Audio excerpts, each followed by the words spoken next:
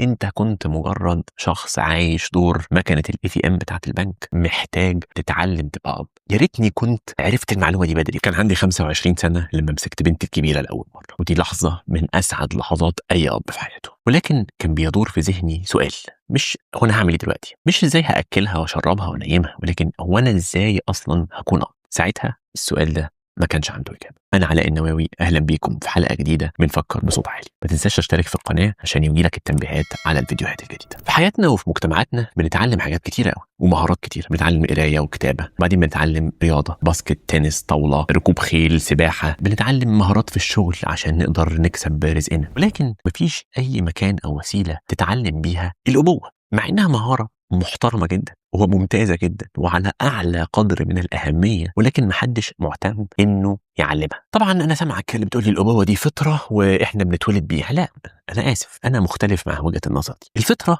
إنك عايز تحمي ولادك، الفطرة إنك عايز توفر لهم كل احتياجاتهم، ده جميل، بس دي مش الأبوة. لأنه لو كانت دي الأبوة، إذن إيه النماذج السيئة اللي إحنا شايفينها حوالينا دي من الآباء اللي بيرموا عيالهم، الآباء اللي ما بيكونوش جزء من حياة ولادهم غير إن هم يبعتوا لهم قرشين كل شهر؟ لو كانت فطرة فعلا، إذن إيه النماذج اللي إحنا شايفينها دي؟ الحقيقة إنه في آخر 50 أو 60 سنة ظهرت دراسات في علم النفس كثيرة عن تأثير اللي بيعملوه الآباء على أولادهم وبناتهم، وده ظهر حديثا في آخر 50-60 سنة بس. الغريزة اللي أنت بتسميها الفطرة هتخليك تحمي أولادك، ولكن الأبوة حاجة تانية خالص. في حديث عن الرسول عليه الصلاة والسلام بيقول كلكم راعي وكلكم مسؤول عن رعيته. الحقيقة إنه الرجل مسؤول عن أهله. بس هو يعني إيه مسؤول دي؟ مسؤول يعني إيه؟ مسؤول يأكل ويشرب، ولكن مسؤول هنا معناها إنه سوف يسأل. هل هنتسأل بس عن إن إحنا أكلنا وشربنا ولبسنا عيالنا، اديناهم الفلوس عشان يتعلموا ويخشوا جامعة ويلبسوا عندهم مسكن كويس وفوقيهم سقف ويركبوا مواصلات،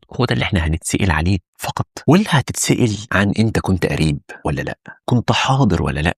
كنت بتحبهم حقيقي ولا لأ؟ كانوا بيشعروا منك بالدفى والحنان والأمان؟ ولا أنت كنت مجرد شخص عايش دور مكنة ATM بتاعة البنك وهو ده دورك في الحياة فقط لا غير؟ الحقيقة إنه ديننا قال إنه الأبوة أمانة، ما قالش عليها لا فطرة ولا غريزة هتجيلك كده أول ما تبقى أب ألف مبروك اتفضل بقيت أب، اتفضل أهي الغريزة بقيت تعرف تبقى أب. الحقيقة أنا لما بصيت حواليا وأنا صغير لقيت نماذج مختلفة من الأبوة. والدي، الأبهات اللي كانوا حوالينا من الأصدقاء والمعارف والأهل، وكانت كلها نماذج ممتازة مفيش كلام، ولكن ممتازة في إطار المعلومات والموروثات اللي كانت عندهم في ذلك الوقت. تفهمنيش غلط، هم ما كانوش نماذج وحشة إطلاقا، ولكن كانوا نماذج بنوا فكرتهم عن الأبوة بما أتيح ليهم من العلم والدراية بالمجتمع وبتأثير تصرفاتهم على أولادهم. وكمان أكيد أبهاتهم هم ساهمت في تكوين الصورة الذهنية عندهم عن دور الأب ده المفروض يكون إيه. ففي إطار المعلومات اللي كانت متاحة ليهم في وقتهم، هم قدروا يقدموا نموذج من الأبوة من وجهة نظرهم أو في حدود ما هو متاح ليهم كان ممتاز. ولكن الحقيقة أنا شخصيا قررت إن أنا مش عايز أقدم النموذج الأبوة ده، أنا عايز أقدم نموذج مختلف. أنا تمام، أنا استوعبت اللي هم عملوه معايا واستوعبت حاجات كتيرة تانية على مدار السنين، وعايز أطبق شيء مختلف. أنا عايز أبقى أب بشكل مختلف، لأني لما خلفت بنتي الكبيرة اكتشفت إن أنا مش عارف أتكلم مع البنت الصغيرة دي. أتكلم معاها في إيه؟ أنا مش عارف أصلا أعبر لها عن مشاعري. ده كان حالي في أوائل سنين حياتي مع بنتي الكبيرة، هو ده اللي أنا كنت بشعر بيه في ذلك الوقت. أنا أكني مش موجود، هو في شخص جه، أنا مطلوب مني أحميها وأقدم لها ما تريد، ولكن أنا مش حاسس إن هي دي الأبوة الصح. فبدأت رحلة من الإدراك والوعي والمهارات اللي أنت بتحاول تكتسبها من وسائل كتيرة، لأنه للأسف مفيش مكان هنا ويب سايت www.obowa.com يعني هتروحها تلاقي فيها كورسات تقعد تقراها تطلع من الناحية التانية أب كويس. ولكن في الحقيقة مجموعة من المعلومات والتجارب أنت ممكن تستقيها من معرفة معينة، من كتب، من أشخاص على دراية وعلم، من أشخاص بيقدموا نماذج أبوة جيدة، وتبني فيها طريقتك أنت في الأبوة، طريقتك أنت مع بناتك وأولادك. الحقيقة إنه في المجتمع وفي حياتنا انتقال الرجل من رجل عازب إلى رجل متزوج ده انتقال كبير، وإنك تنتقل من زوج إلى أب ده انتقال أضخم بكثير. طبعا أنا أكيد متخيل إن في دلوقتي ناس بتتفرج وبتسمع، طب ما الستات كمان بينتقلوا من حالة العزباء إلى حالة المتزوجة ثم من المتزوجة إلى أم.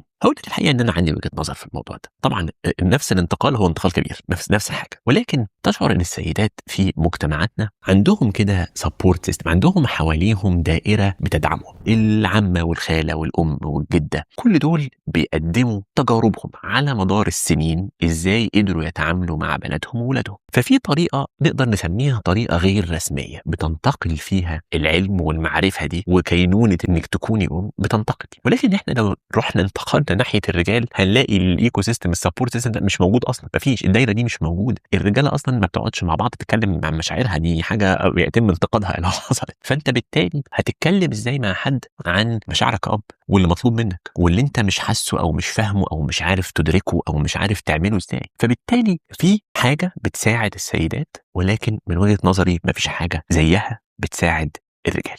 نتج عن ده جيل كامل بيحب ولاده حقا وصدقا، ولكن مش عارف يوصل لهم ازاي ولا عارف يوصل لهم الحب ده ازاي. انا الحقيقه اشتغلت على الموضوع ده ال 18 19 سنه اللي فاتوا. انا اكيد مش اب مثالي، ولكن اكيد ادركت مع مرور السنين اني بالتاكيد ما كنتش اب مثالي في السنين الاولى من حياه بناتي. بنتي الكبيره النهارده عندها 19 سنه. انا اتعلمت حاجات كتير على مدار ال 19 سنه دول بكل تاكيد ما كنتش اعرفها، وفي لحظات بيجي لي احساس بشويه ندم صغيرين، يا ريتني كنت عرفت المعلومه دي بدري، كنت عايز اعمل ده معاها. خدت كتير من تجاربي والدروس المستفاده دي وطبقتها مع بنتي الاصغر عشان احاول اكون اب افضل. والحقيقه انه زي ما قلت لك في الاول، الابوه دي مهاره، انت ما تفترضش انك عندك المهاره دي. عارف زي كده احمد مكي في الفيلم الشهير، مش يمكن لو جربت اسوق اطلع بعرف اسوق؟ لا، ما بتعرفش. لو ما اتعلمتش سواقه مش هتعرف. فانت محتاج تتعلم تبقى اب. كده ممكن تعمله لوحدك من القراءه، من الفيديوهات، من ندوات، من حاجات. ولكن الحقيقه اعتقد ان المجتمع بشكل عام محتاج يبذل مجهود اكتر عشان يوفر وسائل اكتر تساعد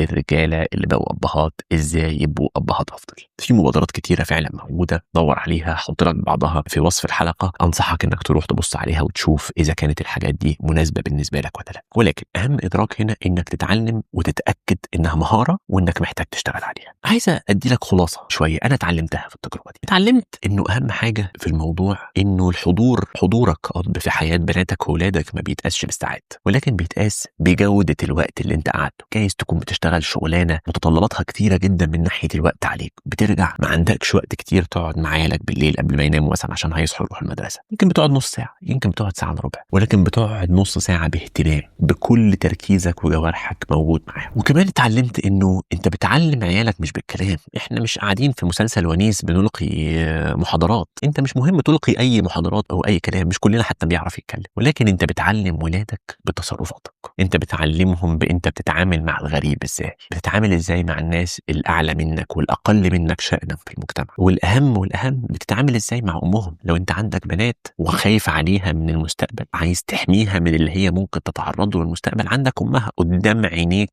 امها. شوف ووريها ازاي انت بتعامل امها على مدار ال 18 20 سنه الاولى في حياتها، عشان تعرف النموذج المحترم وتعرف ازاي الرجاله الكويسه بتعامل الستات كويس، عشان لما يجي لها حد ويظهر حد في حياتها يعاملها معامله سيئه تعرف ان ده غلط وما تمشيش في السكه دي. اتعلمت كمان انك ترجع تقول انك غلطان لعيالك، ده مش ضعف، ولكن دي حاجه جميله، حاجه فيها ربط بينك وبينهم، انك كمان مش شخص قاعد في برج عالي، انت شخص قريب منهم، ما عندكش مشكله توريهم مشاعرك وتوريهم حقائق وتوريهم حاجه انت اكتشفتها بشكل طبيعي. الحقيقه انه بناتك وولادك مش هيفتكروا قوي انت عملت لهم ايه وهم صغيرين، سفريات، رحلات، فسح، اكل، شرب، لبس. هم هيفتكروا انت خليتهم يشعروا بايه وهم في هذه المرحله. زي ما قلت لك، الابوه مهاره محتاج تتعلمها. مفيش كورس ومفيش كتاب واحد ممكن يحولك الى اب رائع، ولكن لو انت حطيت الموضوع في دماغك هتلاقي وسائل وحاجات كتيره متاحه ممكن تعملها تساعدك انك تكون اب كويس او اب احسن. الاهم من ده كله انك تكون الاب اللي مدرك للمعلومه دي وبيحاول يطور المهاره دي. انا عندي سؤال واحد بس عايز اقول لكم، قولوا لي ارائكم في التعليقات. فاكر ايه موقف مهم ايجابي او سلبي حصل بينك وبين ابوك خلاك تكون فكره عن الابوه وتقول لا انا مش هعمل كده في عيالي لما يكبر؟ تحياتي.